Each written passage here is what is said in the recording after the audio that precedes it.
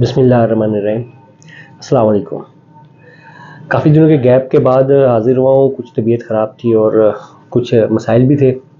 اس دوران ایک بڑی خبر مس ہو گئی۔ خبر کیا تھی؟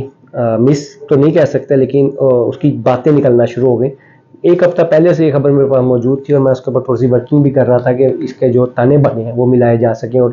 ایک مکمل سٹوری بن سکے، کیونکہ وہ ایک پوائنٹ تھا صرف جو میرے پاس موجود تھا، اور وہ خبر ہے سعودیہ میں ہونے والی بڑی ملاقاتیں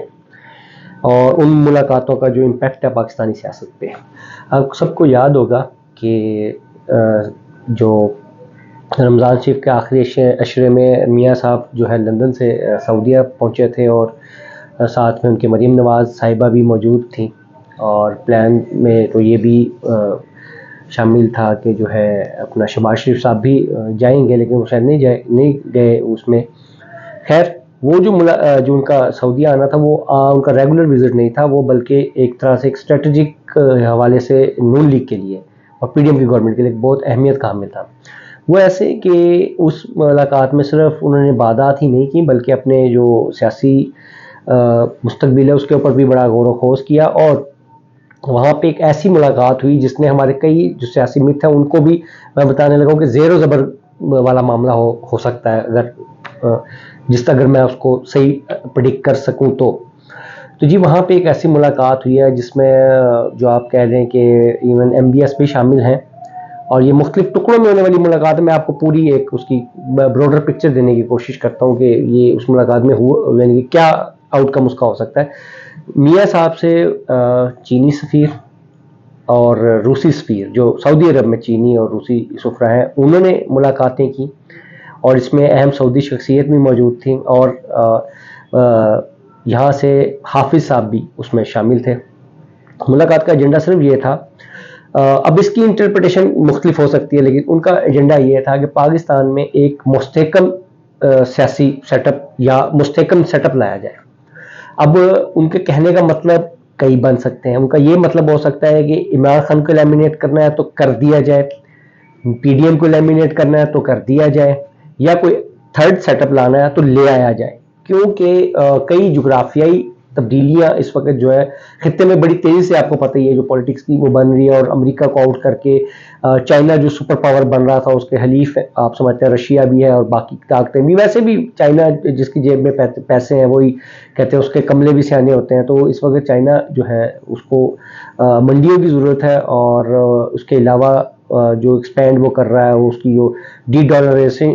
ڈالرائزیشن کی پالیسی ہے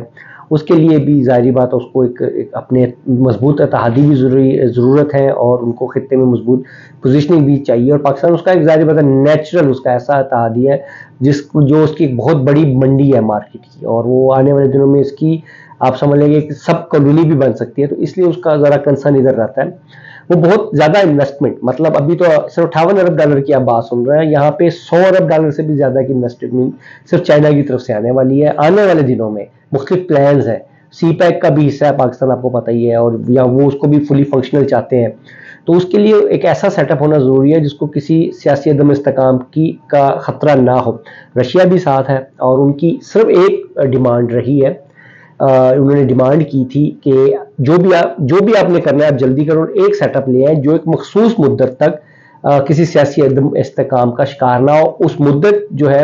وہ میرے علم کے مطابق تو منیمم انہوں نے 1 سال کے لیے کہا ہے، جبکہ یہ ویری کرتا ہے کچھ دوستوں کے مطابق یہ 3 سال تک بھی ہے۔ اب یہ ویری کرتا ہے یہ کتنی اس میں ہو سکتی ہے۔ یہ جو ملاقات ہے یہ میرے علم میں تو کچھ دن پہلے آ گئی تھی، لیکن اب آپ اس کا اگر دیکھیں کہ 2 دن پہلے جو چائنیز سفیر نے ایک بیان دیا ہے کہ سیاسی استحکام لایا جائے، تو وہ اس کی ہی ایک آپ کہہ لیں کہ کڑی ہے کہ وہ سلسلے آنا شروع ہو گئے، اور کچھ دنوں سے آپ دیکھ رہے ہوں گے کہ عمران خان کو ہٹانے کے لیے پی ٹی آئی کے خلاف کارروائیاں بھی ہو گئی۔ عمران خان اور کچھ معاملات میں اب یوں سمجھ لیں کہ پی ٹی ایم بالکل کلیئر ہو کے سامنے آ گئی ہے کہ جی الیکشن بھی نہیں ہونے، فلاں چیز بھی نہیں ہونی، یہ بھی نہیں ہونا، جو کرنا ہے کر لو۔ تو یہ آپ سمجھ لیں کہ وہاں سے ملی آشیرواد کا ہی نتیجہ ہے، کیونکہ ان ملاقاتوں کے بعد بالکل فائنل راؤنڈ شروع کرنے کا فیصلہ کیا گیا ہے، اور یہ آپ کو ڈھکی چھپی بات نہیں رہی ہے، کیونکہ یہ تو بالکل کلیئر آپ کو مختلف بیان بھی نظر آنا شروع ہو گئے ہیں۔ میں اس معاملے میں تھوڑا سا مان لوں کہ میں تاخیر کا شکار ہو گیا ہوں اپنی وجوہات کی بنا پہ، یہ چیزیں تو بہت آپ کو شدت سے ہر طرف نظر آ رہی ہوں گی، آنا شروع ہو چکی ہوں گی. تو اب یہ اس کا آنے والے میرے خیال میں ہارڈلی 1-2 مہینے میں تو ہر چیز کلیئر ہو جائے گی. اور ایک چیز آپ اگر دیکھ لیں تو وہ بالکل کلیئر ہے کہ الیکشن بالکل 14 مئی کو نہیں ہو رہے. اس صورت میں کوئی قربانی ویسے تو امکان یہ بھی کم لگ رہا ہے کہ چیف جسٹس صاحب 1-2 دفعہ انڈیا دے چکے ہیں کہ سیاسی معاملات ہے اس کو سیاسی طریقے سے حل کیا جائے گا، کوئی زور زبردستی نہیں ہے. لیکن بہرحال اگر وہ ہوتی بھی ہے،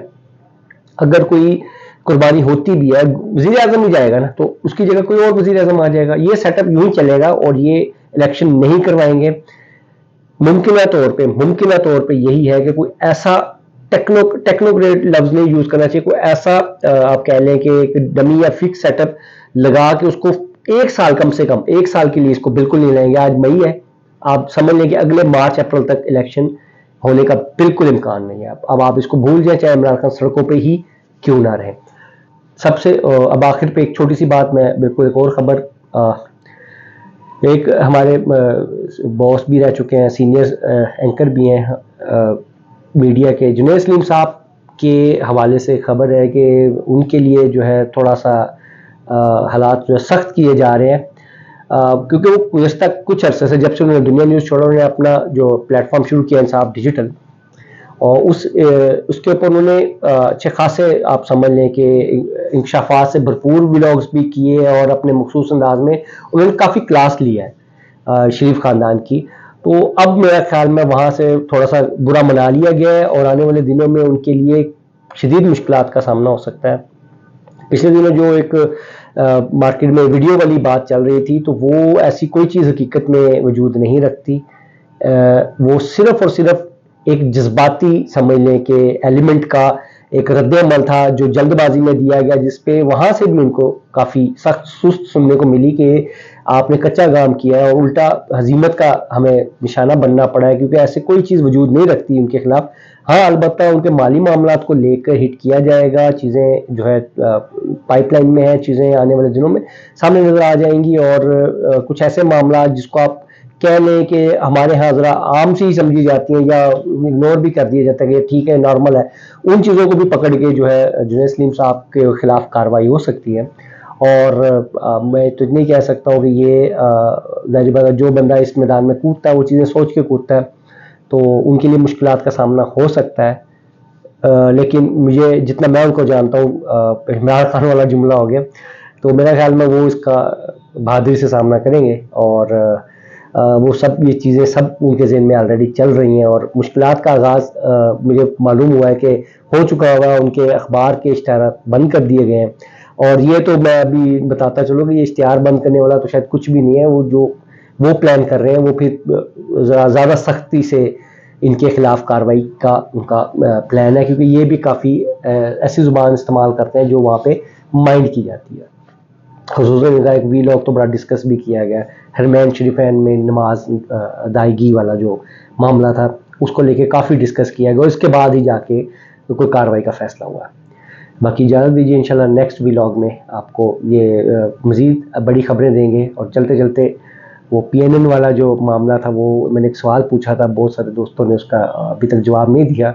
اگر کسی کو اس کا جواب آتا ہو تو وہ ضرور بتائیں، اور اس میں پھر آپ کو جو ہے جو حقیقی جواب ہے وہ بھی میں اس کے بعد آپ کو دوں گا. اللہ حافظ.